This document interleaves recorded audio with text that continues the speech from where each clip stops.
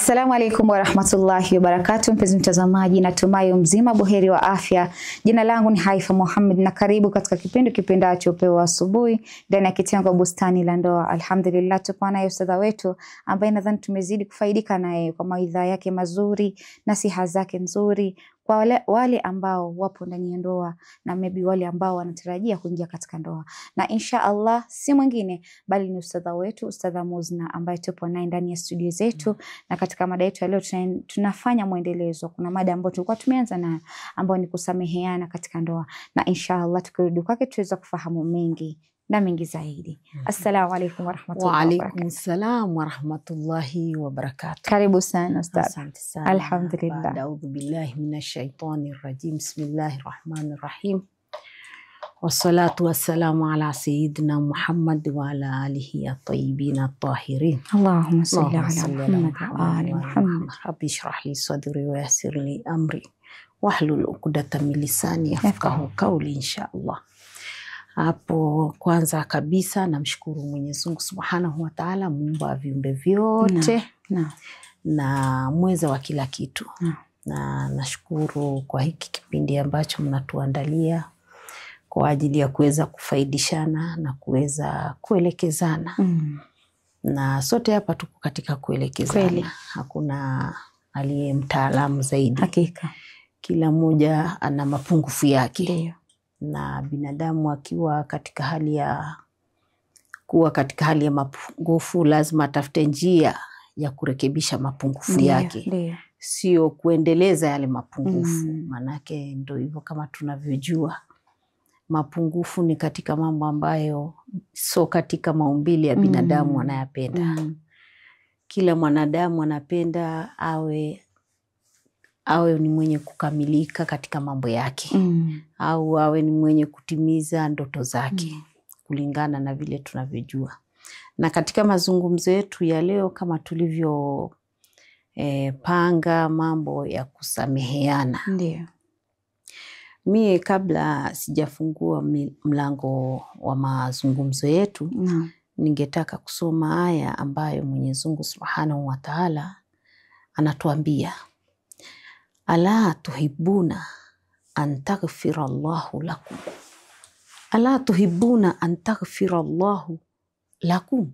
Je, nyinyi hampendi kusamehewa na Mwenyezi Mungu? Hilo swali. Na Mwenyezi Mungu yani aya imekuja kwa unwani ya swali.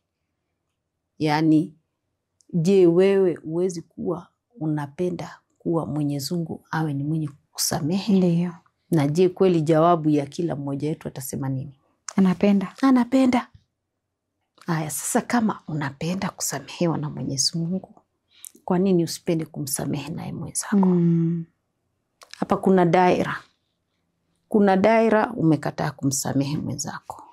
Unakuta duara nyingine pale, unakutana kuna maghfira ya Mwenyezi Mungu, kuna msamaha wa Mwenyezi Mungu, kuna rehma za Mwenyezi Mungu, kuna baraka za Mwenyezi Mungu. Zote zile unazihitajia.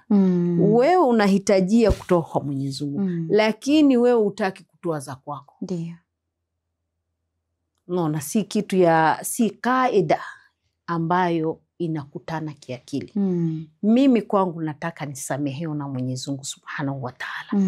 Lakini mimi kwangu nina ugumu wa kuwasamehe wengine. Hasa hapa tukiingia katika, manake hapa tuko katika mazungumzo ya baina ya wanandoa. Ndio. Au familia ambao tayari tokomea kwenye maisha ya ndoa au wamekomaa katika ndoa. Hapa ndio tunaona kuna fursa ambayo kila binadamu anatakiwa aitumie kwa mwenzake. Na hii fursa tunaiona kwanza inarudi kwetu sisi, turudi kwa Mwenyezi Mungu Subhanahu wa Ta'ala. Sisi sote ni wa kurejea kwa Mwenyezi Mungu. Kweli. Na tukijua kuwa sisi sote ni wa kurejea kwa Mwenyezi Mungu, kuna matarajio ambayo tuko nayo kwa Mwenyezi Mungu. Nayo ni ile rehema za Mwenyezi Mungu, huruma za Mwenyezi Mungu, uadilifu wa Mwenyezi Mungu. Na kama tunavyojua tunamuomba Mwenyezi Mungu, tunasema Allahumma inni as'aluka rahatan inda al-maut wal afwa inda al-hisab wal rahatan ba'da al-maut wal afwa inda al-hisab. Yani Mwenyezi Mungu nakuomba katika wakati katika umauti wangu, nakuomba unipe mauti yenye raha. Ndio. Na baada ya hayo mauti, nikiwa huku katika maisha ya kibarzakh, tuseme wa baada al-maut raha. Kuna kitu ambacho tunasema raha. Tukimaanisha raha, yani kuwe na utulivu. Sio unakuwa katika hali ambayo hauna utulivu. Kweli. Nafsi napenda utulivu ikiwa katika hali yake uhai na hadi baada ya mauti. Ndio. Na ndio tunaona wa rahatul baada al-maut wal afwa inda al-hisab. Na msamaha wa Mwenyezi Mungu siku ya hesabu. Manake hapo wewe ulikataa kusamehe kule nyuma, umekuja kukutana kule mbele na mengine. Na hayo mengine pale ni hesabu ya kila ulichokitenda. Sahihi. Kila ulichokitenda. Naam. Na ndio tunaona kila kitu tutahesabia kulingana na yale ambayo tulikuwa tukiyatenda. Na kama ni kuangalia uadilifu wa Mwenyezi Mungu, hatutoweza. Manake mwanadamu ni mwingi wa kukosea. Ndio. Na ni mwingi wa kufanya mema yetu ni machache. Lakini yale ambayo Mwenyezi Mungu Subhanahu wa Ta'ala ametukataza ndio utakuta zaidi tuko katika. Ndio inatupa raha, inatupa ladha. Wakati inatakiwa iwe kinyume. Yani sehemu ambayo Mwenyezi Mungu amekuomba asikuone. Ndio. Sehemu ambayo Mwenyezi Mungu hapendezwi kumuona mja wake katika ile sehemu, jaribu kujiepusha nayo. Sehemu yenyewe ndio hiyo, kama sehemu ya kutokomea kwenye makosa. Na makosa ambao au madhambi, tuchukulie tuseme kuna makosa. Nimepita pale nikagonga kikombe. Kweli ni ada ya binadamu anapokuwa akikosea makosa madogo madogo kuomba msamaha. Na ile kujizoesha kuomba msamaha ni katika mambo ambayo yanalete mapenzi. Ndio. Inalete upendo. Inalete mahusiano mazuri. Ndio. Yani unajua kumbe amejua amekosea. So lazima umwambie, yani asubiri umwambie, kwani hukuona umegonga kikombe? Ndio. Na upande mwingine pia, so kwa kila kitu lazima usikie akitamka. Mwenzako akitamka akisema, samahani, pole sana, nimeangusha kitu fulani, pole sana. Wakati mwingine ile pole inaithamini ile kuchukua kile kitu akakirudisha sehemu yake. Ndio. Unaona kumbe yeye amejua kakosea. So lazima usubirie usikie neno la samahani. No. Akigonga kikombe, samahani. Akibandika akigongesha mlango kwa bahati mbaya, pengine yeye mwenyewe hakutarajia. Ndo mambo kama haya, makosa madogo madogo ndiyo tujaribu kuyaziba kabla ya jawa makubwa. No. Ndo kama vile wanavyosema Waswahili, ziba ufa. Usipoziba ufa utajenga ukuta. Naam.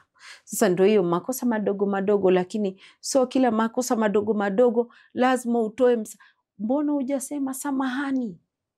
Sema samahani, gilasi umevunja, kijiko unaangusha, umeingia makosa madogo madogo mengine na yeye ameweza kuyarekebisha.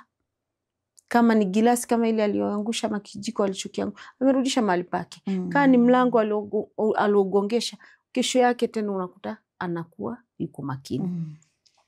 Mambo haya ya kusameheana. Kwa hivyo kama sisi wenyewe tunataka kusamehewa na Mwenyezi Mungu Subhanahu wa Ta'ala, kwa nini na sisi tusiwasamehe wenzetu? Na kusamehe ni katika kujivua vazi ambalo ni nzito. Na mfano unapokuwa umevaa vazi nzito, wewe mwenyewe unajisikia ukiwa na raha. yani ukiwa katika hali nzuri. Lakini ukivaa nguo ambayo yani iko sawa, inawiana na mwili wako, yani unajihisi ukiwa mwepesi. Yani hata ile tafrani, hali ya tafrani unakuwa hauna. Lakini ukijivisha vazi la kutosamehe, unakuwa hata kiupande wa kisaikolojia, hata kwa upande wa kinafsi, unakuwa una uzito. Na ukiwa ni mwenye kusamehe, tukiangalia kwa upande ya wanandoa, tuache kuangalia kwa upande wa umumu, yani kwa ujumla. Ndio. Tuangalie baina ya mume na mke au baina ya wanandoa, kusameheana. Kusameheana kwanza, tuna kitu ambacho tunaangalia. Je, makosa kwanza ni yapi? Ndio. Makosa kama ni makosa madogo madogo, kwa nini tuyafanye yawe makubwa? Yani wakati mwingine sisi wenyewe ndio tunafanya mambo yawe makubwa. Mambo ambayo tunaweza tukayasuluhisha, tukayarekebisha, tukayamaliza kwa njia nyepesi, kwa njia ndogo, tukayafanya yakawa kana kwamba ni mlima, na ni jambo ambalo halifai. Au kwa upande mwingine ukakuta unanyamazia mambo fulani, unakuwa unayaona, lakini wewe ni mtu ambaye unasema au unasifa, unasema hizi ni sifa zangu, mimi sipendi kusema. Kama hupendi kusema, basi usiyaweke moyoni. Upendi kusema, usiyaweke moyoni, manake yanakudhuru wewe mwenyewe. Kitu ambacho kama wewe unajua ni kitu ambacho hakina thamani, kiachie pale pale na sahau kabisa. Na kusameheana, tukisema kusameheana ni kufunga chapter ya mambo ambayo tulikuwa yanalete ikhtilafu. Ndio. Tunafungua chapter mpya. Ndio. Na kufungua chapter mpya manake nini? Manake ni karatasi nyeupe ambayo haina chochote. So tunakaa tukirudirudi nyuma tena. Mambo ya kurudirudi nyuma tuyaache. Hapo pale hamna kitu kinachoitwa basi msamaha. Ikiwa tumeongea, tukazungumza, tukamalizana. Hata mwenye duka, unapoingia kwenye duka ukanunua kile ambacho ulikuwa ukitaka kununua na ukamkabidhi pesa zake, je, atakufuata nyuma? Hapana. Na wewe ashakukabidhi kile ulichokuwa ukitaka, utamrudia tena mwenye duka? Mwatafutania nini tena? Yani wewe wataka nini na mwenye duka ataka nini? Kweli hataki kufuata, utamuuliza wataka nini? Pesa zako si nilikukabidhi? Ndio. Na mimi si ulinipa? Na yeye mwenye duka atakwambia na mimi si nilikupa kile ulichokuwa ukikitaka? Basi tena nini tunadaiana? Kama umekubali kusamehe, samehe kutoka kwa ndani ya moyo. So kusamehe kwa kusema sawa, nimekusamehe. Nimekusamehe, lakini najua nitakupata wapi. Hapo kuna msamaha? Hakuna msamaha. Hakuna msamaha pale. Na hicho ni kitu ambacho nadhani tukiangalia baina ya wanaume na wanawake tuko tofauti. Tuko tofauti. Mwanamume ni rahisi kukusamehe, lakini mwanamke akisamehe atakukumbusha. Mwanamume unaweza mkosea, ukamuomba samahani na akakusamehe na akasahau yale ambayo yalipita, ambayo labda uliwahi kutamka. Lakini mwanamke ndio atakusamehe, lakini atakumbuka siku ukija ukimkosea tena, anakukumbusha kwamba kuna kitu fulani ambacho ulinikosea. Yani sasa pale ndio hiyo inaitwa hajasamehe bado.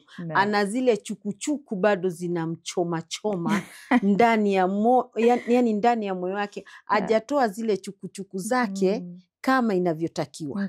Na ndio pale mtu huambiwa kweli kabisa, hata wakati mwingine ndio unaambiwa baina watu wawili mambo mengine jizoesheni kuandikiana. Zoea kuandikiana. Tumeandikiana kama vile mnavyoandikiana, mnafanya muamala baina ya watu wawili. Muamala baina ya watu wawili, mkiandikiana tarehe fulani uwe hapa ama utoke hapa, yani muda wako umeshakwisha.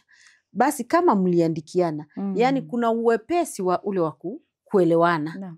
Lakini pale kuna mwingine anaweza kutoa kisababu akasema mimi sikusikia uliniomba msamaha. Wakati mwingine sasa inafika kwa watu kama wale mwe mkiandikiana tarehe fulani siku fulani si nilikuomba msamaha.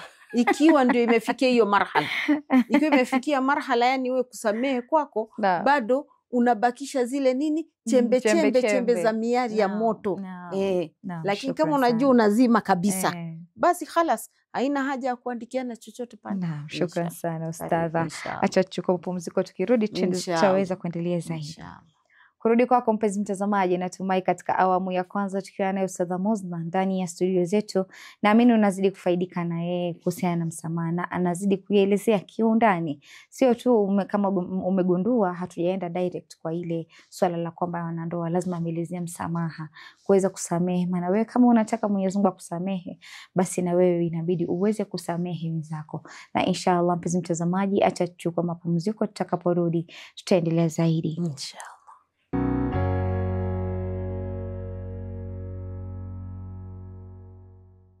Assalamu alaikum warahmatullahi wabarakatuh. Mpenzi mtazamaji, karibu tena katika awamu ya pili ya kipindacho Upeo wa Asubuhi ndani ya kitengo Bustani la Ndoa. Alhamdulillah, tunazidi kufaidika na mambo mengi kuhusiana na msamaha. Msamaha ni muhimu, kusameheana ni muhimu. Iwapo kuna mtu amekukosea, haswa nyinyi wanandoa, huu msamaha inaweza kuwa labda ni neno dogo tu, lakini limebeba mambo mengi ndani yake. Msamaha inaweza kurejesha watu wawili waliokosana ambao walikuwa hawezi kuelewana, na hapo hufikia ni pasi na watu wawili kuweza kurudi kukaa chini na kuweza kujadili swala hilo, ipi wapi wameweza kukoseana. Na inshallah tukirudi kwake ustadha tutaweza kufahamu mengi na mengi zaidi. Karibu tena ustadha. Shukrani. Alhamdulillah. Tukiendelea katika mazungumzo yetu ambayo ndio hiyo tunaendelea kuzungumzia kuhusu mada ya msamaha. Yani mazungumzo ambayo yanahusu msamaha.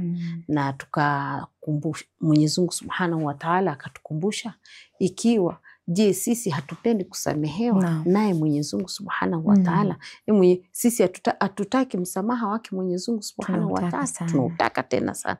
Tena tunauhitajia. Kwa maana kila siku unafanya istighfar.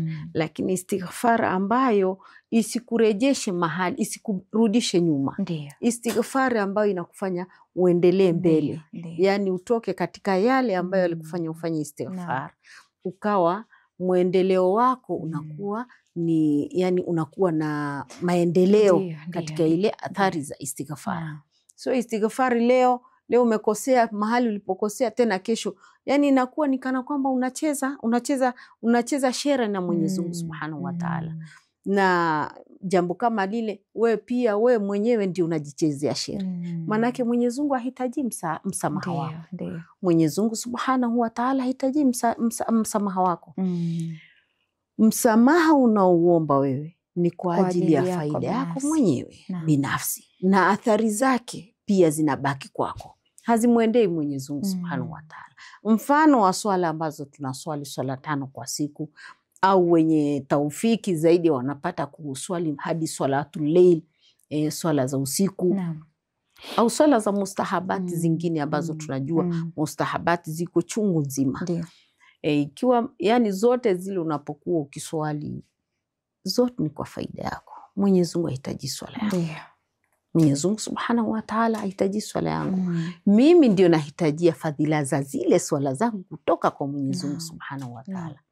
Hasa ndio hapa tukirudi kuangalia upande wa kusamehe. Upande wa kusamehe una athari kiasi gani? Kwanza pale ile kusamehe tu yenyewe. Tumetaja pale tukasema tunakuwa wepesi. Tunakuwa wepesi katika zile nafsi zetu. Maana ni mzigo. Ni mzigo, aswa ni mzigo. Na isitoshe inaleta upendo zaidi. Kuweza kujua yani kukuwa na ile nguvu ya kuomba msamaha. Yani unakuja unamuomba msamaha mwenzako, inaleta upendo, inafanya aiza, unakuwa yani wewe ni mwenye yani umejitolea, umekuwa na tawadhu, umejirudisha chini hadi kuja kuomba msamaha. Japokuwa tunaona ni jambo ngumu, tunaona ni jambo ambalo ni zito, lakini athari zake ni mchungu zima. Ndiyo. Yani ina athari nzuri sana, ina baraka, inalete muamala mzuri baina ya watu, maelewano mazuri. Yani pale hususan baina ya mume na mke, kujua kuombana msamaha. Yani unajua kweli hapa nimekosea. Na makosa yako mengi. Binadamu hakosi kukosa, yani hawezi kukosa. Yani tuwezi kusema hawezi kukosea.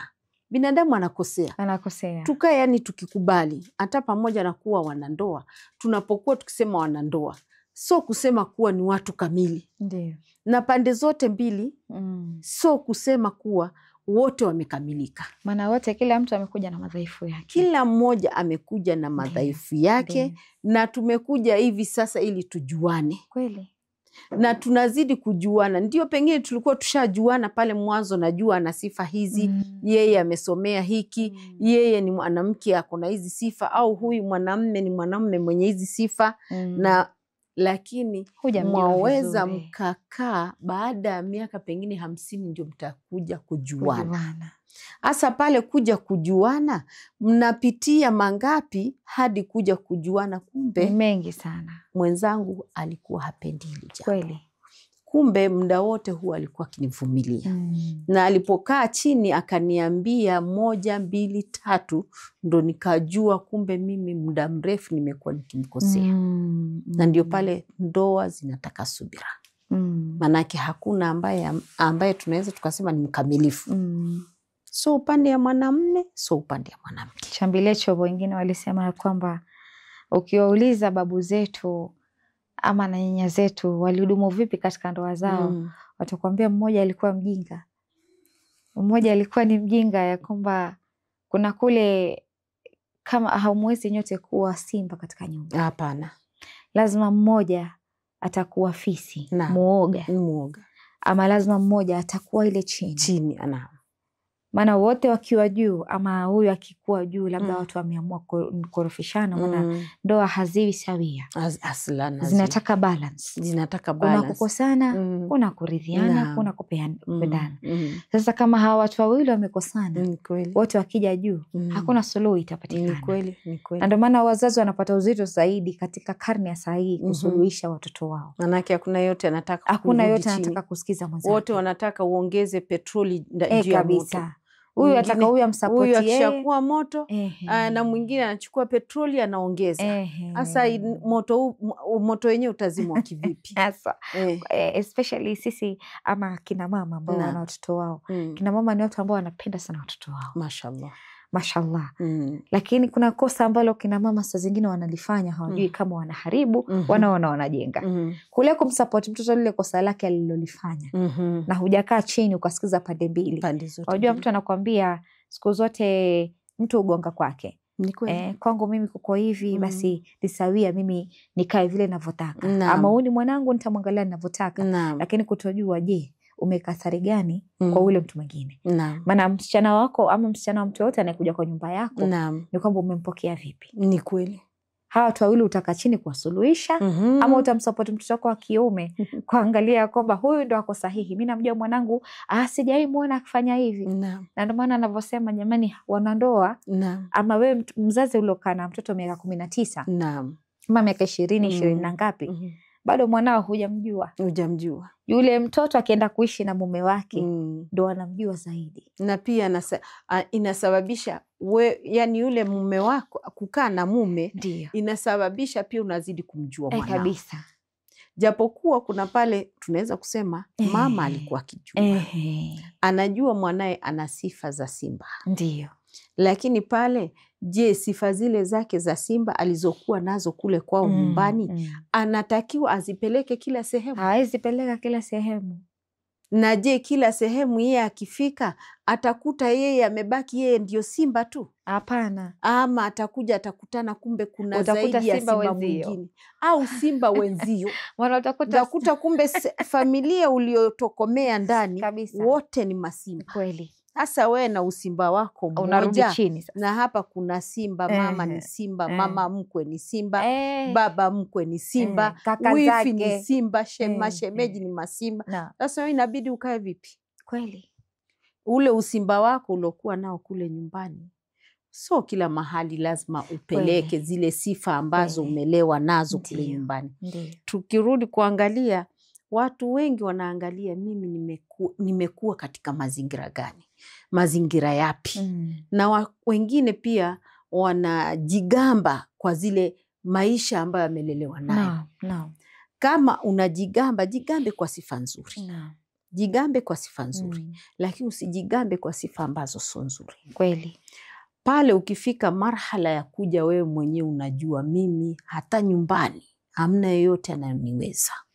Kwa hivyo unakuja na sifa kwa mume wako pia, na hiyo fikra kichwani, hata nyumbani hamna yeyote anayoniweza. Kweli. Kwa hivyo yani unataka kumaanisha hadi mume wako hatokuweza. Yani unataka kupambana na zile sifa ulizokuwa nazo nyumbani, ukazilete pia kwa mume wako. Au wewe mume, sifa ambazo ulizokuwa nazo kwenu, ukamletea yule binti ya watu. Nyumbani ulikuwa ni bondia. Kweli. Nyumbani ulikuwa ni mtu ambaye ulikuwa mashallah, wakikusemesha wewe mwenyewe unaweza shika watu wawili ukawamamiza wote kwa pamoja. Sasa huyu ni mwanamke dhaifu, bado ndio anatakiwa kuleo katika maisha ya ndoa, na katika makosa yale ambayo yanatokea, na wewe pia mwenyewe pia yanaweza kukupata. Ndio. Jambo ambalo unajua wewe mwenyewe unaweza likakupata, tarajia pia kwa mwenzako. Na ukitarajia kwa mwenzako utaweza kuiana naye vizuri sana. Manake ikiwa wewe ulikuwa na sifa fulani, na hizo sifa kama unajua sehemu ambao unaenda kutengeneza, so kuharibu. Kweli. Usiende kuharibu kwa kutumia zile sifa. Ndio mimi mtoto wa kitajiri kwetu, wajua mimi sijazoea kula hivi vyakula. Maisha ya ndoa ndo hivyo.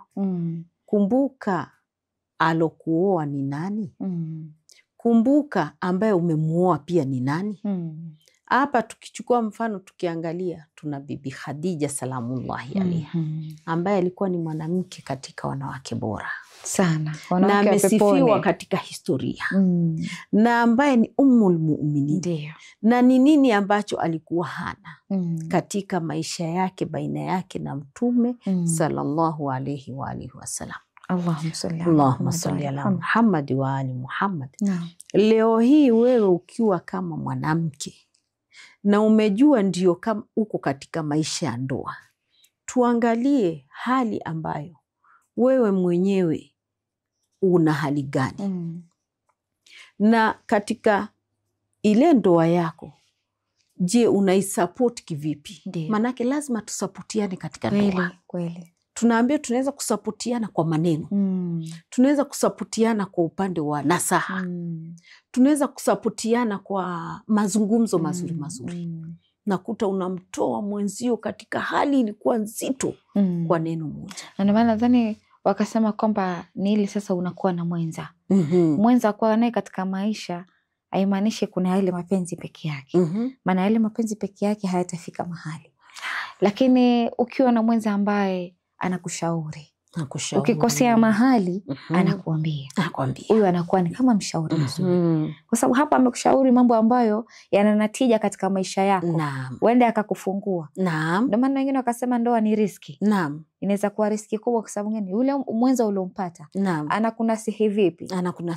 Anakupa mwelekeo upi? Asante. Anakuambia labda hebu mume wangu tuangalie kama tutaanzisha biashara fulani. Mimi hata kama nitakaa nikiangalia biashara ukitoka kuchuma pesa zingine, tunaunganisha hapa kwa hiyo. Tunaunganisha, tunasaidiana, tunashirikiana. Hapo utakuta mtu anakuwa na utajiri wake, unashangaa amekuwa vipi? Ni sababu ya nani? Yule aliyokuwa nyuma yake. Amemsukuma kufanya kile kitu ambacho hajawahi kufanya. Lakini hapo inakuwa ni watu wawili ambao pia wameelewana, sio wanakosana, lakini wanakaa chini kusuluhisha jambo, kusameheana. Maana hakuna mtu amna leo mkamilifu. Na hapo ndio hivyo kama tulivyosema, watu kushirikiana katika maisha ya ndoa, katika mambo tofauti. Na tukamgusia Bibi Khadija kama ulivyosema, watu wanashirikiana katika mambo ya biashara, wanashirikiana katika mambo ya ukulima, wanashirikiana. Lakini hapa kuna pengine marhala inafika mtu anajiona mbora kuliko mwenzake. Kitu kibaya sana. Anajiona mimi ndio chanzo na sababu ya haya mafanikio. Ingekuwa si mimi, lau sio mimi, huyu mume asingefikia hapa. Au mume wake pia anasema, lau si mimi, huyu mwanamke asingefikia hapa. Usikumbuke yale mema ambayo umemtendea yule mtu. Ndio maana wakasema tenda wema nenda zako. Wema sawa, wewe umeukumbuka ule wema, lakini usimkumbushe kwamba bila mimi usingefika mahali hapa kabisa. Ni kama unafanya ulimfanyia favor, unataka airudishe. Alafu sasa turudi upande mwingine wa asili ya kila kitu. Turudi kwa ile daira. Wewe baina yako wewe na mume wako, mke na mume wake. Je, mna tofauti? Kuna tofauti baina yako na mume wako? Ndiyo. Wewe ni yeye na yeye ni wewe. Sio? Kwa hivyo kila kitu ambacho kipo baina yangu mimi na wewe, yani kile ambacho katika mafanikio yetu ni yako na mafanikio yangu ni yako. Ndio maana wakasema mume na mke ni vazi moja. Ni vazi moja. Naam. Mume na mke ni vazi moja. Kama ni vazi moja, kwa nini ikifika marhala ya mafanikio, mali, Mwenyezi Mungu amewaruzuku mali, tuangalie sio mali peke yake. Tuangalie kwa upande wa madia, vitu ambavyo vinahusu vya dunia, na kuna vitu ambavyo zinahusika na mambo ya akhirawia, ya kiakhira. Yani tunasaidizana katika mambo yote ya dunia na ya akhira. Manake hatuwezi kushika upande moja tukaacha upande moja. Tukabomea upande moja tukaacha upande moja. Tushikilie pande zote. Baraka zinapatikana kwa pande zote. Wewe hapo unatilia mkazo mambo ya biashara, mambo ya kuingiza mali, mambo ya kusomba mali ya kila aina. Lakini je, kwa upande wa mambo ya Mwenyezi Mungu Subhanahu wa Ta'ala unaifanya na kuwa na wepesi. Yani wewe uko tayari saa ngapi kupigania ile kutafuta mali, lakini hauko tayari saa ngapi kuamka kumkumbuka Mwenyezi Mungu Subhanahu wa Ta'ala. Na mambo kama hayo, kama ulivyosema, lazima tusaidiane. So kusema kwa sababu mwanamume yeye ndio mwanamume ndio msingi wa ndani ya nyumba. Na mwanamke ukiwa umejua kuwa mume wako ndio kama msingi wa ndani ya nyumba, msingi wa ndani ya nyumba utaangalia kwa muangalio tofauti. Kwa muangalio tofauti. So ule muangalio unauangalia kana kwamba yeye ni mtu wa kawaida kama mimi. Msingi ambao unasimamisha ndani ya nyumba. Heshima yake ndani ya nyumba. Aya, unaangalia wa familia pia inategemea yule baba mwenye nyumba au mume wako. Familia pia inasimamiwa na msingi. Manake msingi ukianguka, nyumba pia inaanguka. Na hapa wewe ukijua huu ni msingi wa ndani ya nyumba, kwa hivyo unauangalia kwa njia tofauti. Na yeye mwenyewe ukimuonyesha kweli yeye ni msingi, atakudhibitishia kuwa yeye ni msingi. Lakini ukimuonyesha wewe ni nyumba tu, so lazima uwe msingi. Kwa hivyo naye nyumba atakuachia usimame na nyumba ambayo ina msingi. Tuone kama utashikilia, mwanao atashikilia kwa kulia na wewe pia ukashikilia upande wa kushoto. Sasa pale msingi ukiupa hata mtoto pale. Naona wakati wetu umeyoyoma. Na shukran sana. Na hili nadhani pia limetupa ufunguo kwamba yote haya yatokei bila mawiliwano ya watu wawili. Yote haya yatokei bila msamaha, bila mapenzi pale ndani. Na inshallah naamini mtu pale atakuwa ameweza kufahamu na kuweza kuelewa na kuweza kusikiza na kujua mengi ambayo umeweza kuyawasilisha. Inshallah. Kurudi kwako mpenzi mtazamaji, natumai katika awamu ya pili tukiwa nayo Ustadha Muzna ndani ya studio zetu za Mahdi TV umeweza kufahamu mengi ambayo ameweza kuyawasilisha. Binafsi nafurahi sana kuweza kusoma mambo mengi kupitia yeye, japo sijui kama tutaweza kuwa naye hizo siku mbele, lakini naamini ya kwamba tutaweza kumpata pia siku nyingine. Maana najua bwana anakuambia wewe unaweza kuwa mkaaji wa Kenya, lakini kuna wenzio sio wakaaji wa Kenya. Na inshallah mpenzi mtazamaji, kufikia hapo sina mengi ya kusema isipokuwa ni kukwambia Masalam.